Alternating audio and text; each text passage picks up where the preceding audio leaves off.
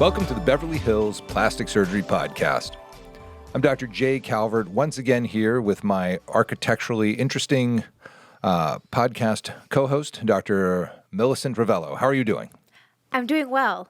Although I think that's like a euphemism for you have a funny looking face when I hear that. You know, kind of like she's got a nice personality. She's architecturally interesting.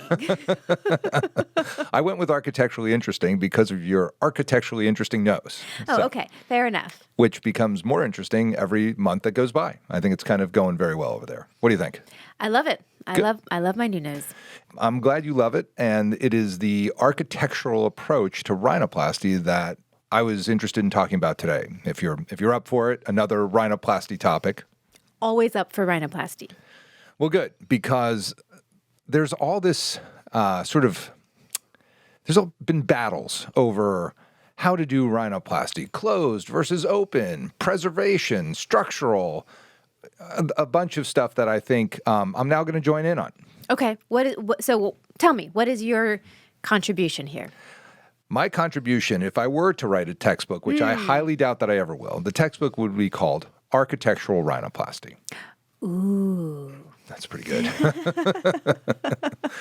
Yes, and that was the reaction that I was hoping for. Okay, good. So what is architectural rhinoplasty to you? Or really just in general, because you just made it up. So yeah, it's been... So not to you, just, yeah, It's been a while that I've been saying that term, and I've always felt that, should I go to Springer and say, let's write a textbook or a team or whoever, and I've felt that architectural rhinoplasty really represents the concept whereby you are planning the rhinoplasty, much like an architect plans the building of a building, mm-hmm.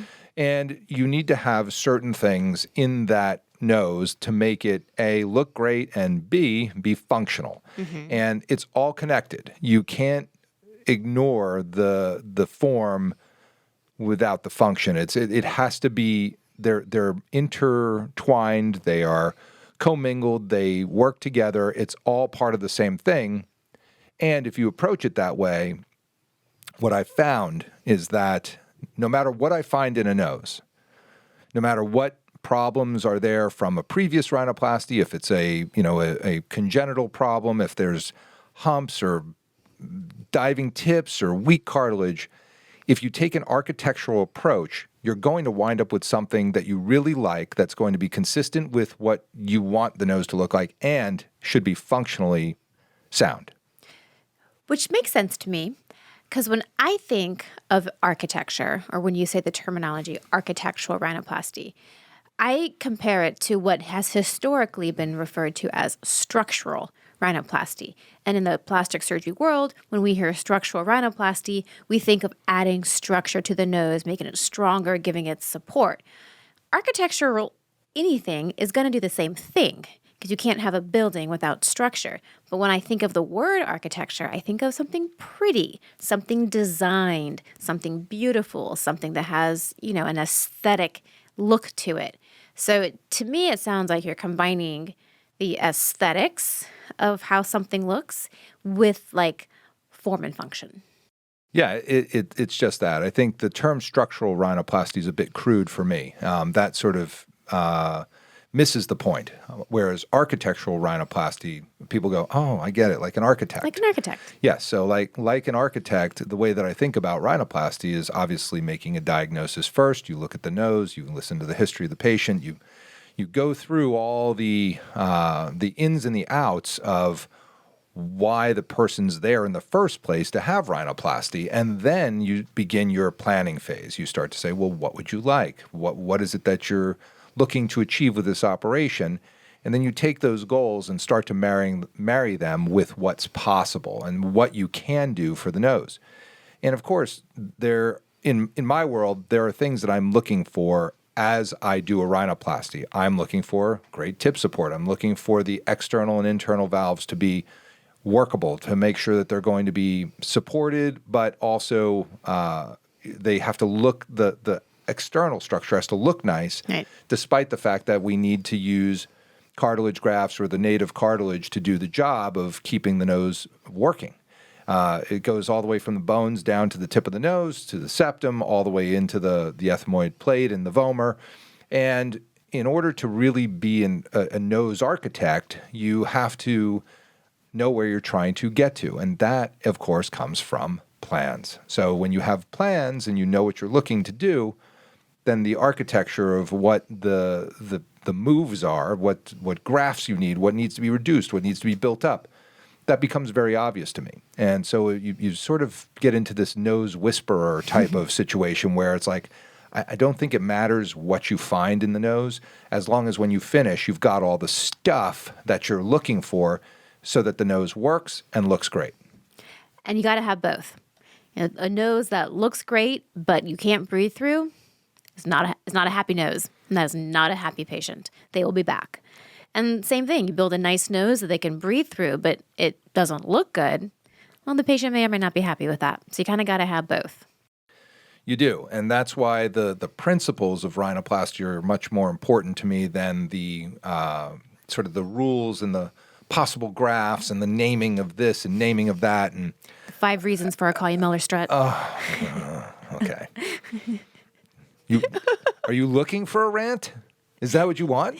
No, You're looking for a rant. I needle you and then I cut you off. I'm like, I poke the bear. 5 reasons for a Kylie Miller strut.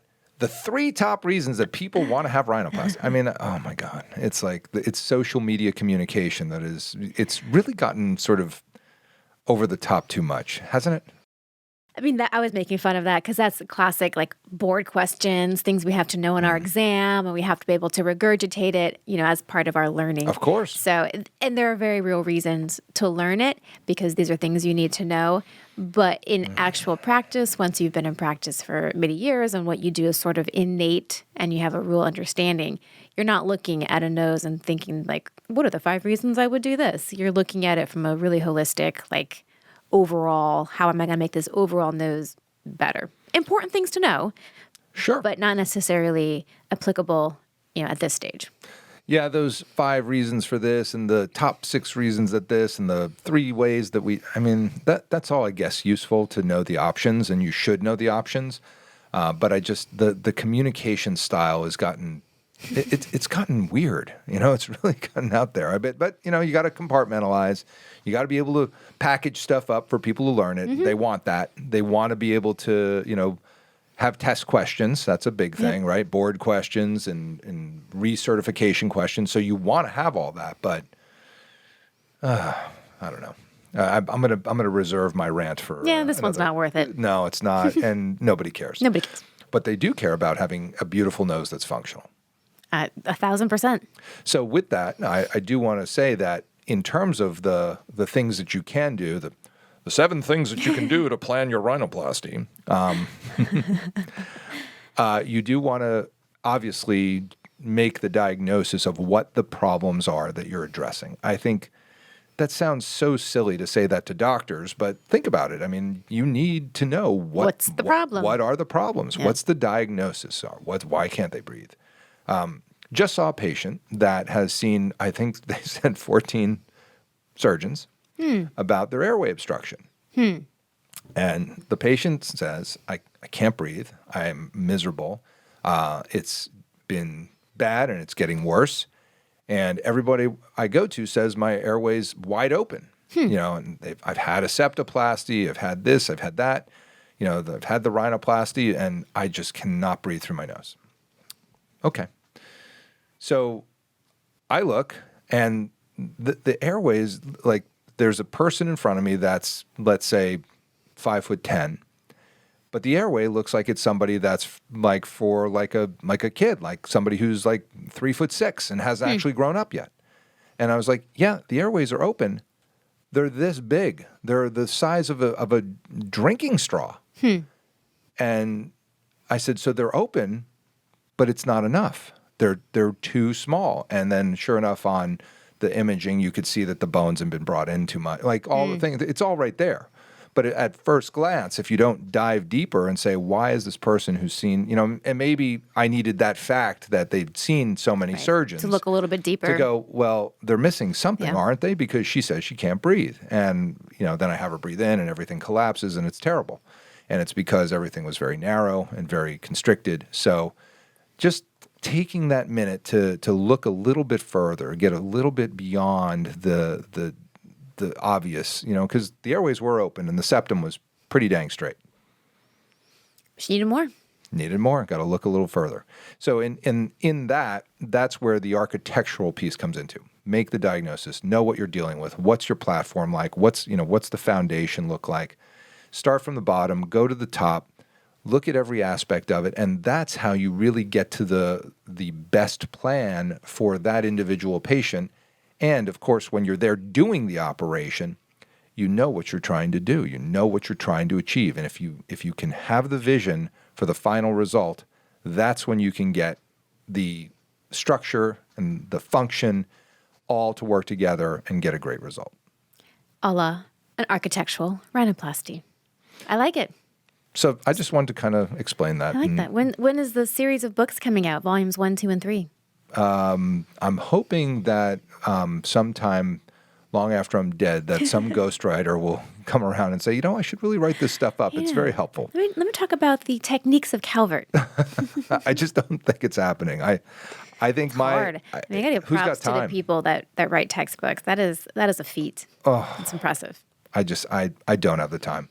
Yeah. It's like, I think something has to give if you're going to get a textbook done. I knew a guy who wrote a textbook when I was a medical student. He was a plastic surgeon. He got divorced, but his textbook got done. So he gave up his marriage to write the textbook. Something has to give, I know a plastic surgeon wrote a textbook, blew his brains out, after finishing the textbook. Jeez. So there's things are bad when you have to work that hard. So I think everybody who does do the textbook thing, you got to give something up in order to get it done, because it's a huge undertaking. If you're going to write it, if you have everybody else write it, then I don't think it matters. That's the classic way to write a textbook. Oh, and I'm not doing that. If I'm going to write the textbook, I'm going to write the textbook. I'm not going to say, I'm writing a textbook. Hey, so-and-so, give me a chapter on DCFs, on spreader graphs. Hey, get my fellows to write these 4 chapters each. Yeah. They got to be done by the end of the year. I'm not going to do that. I don't think that's useful. And when textbooks are written by the residents and the fellows, I don't think it has the same impact. Like if I were to write the textbook, I think my textbook is this podcast, quite honestly. I think you and I both are able to lay down our thinking about our operations, about the things that we do, and I think it's very useful for people. Well, then no textbook, just podcast. I'm okay with that. Are you good? Are you good with that one? Yes. Cool. Well, anyway, I think that's where we stand today for architectural rhinoplasty, and this is the Beverly Hills Plastic Surgery Podcast, coming to you from the 90210.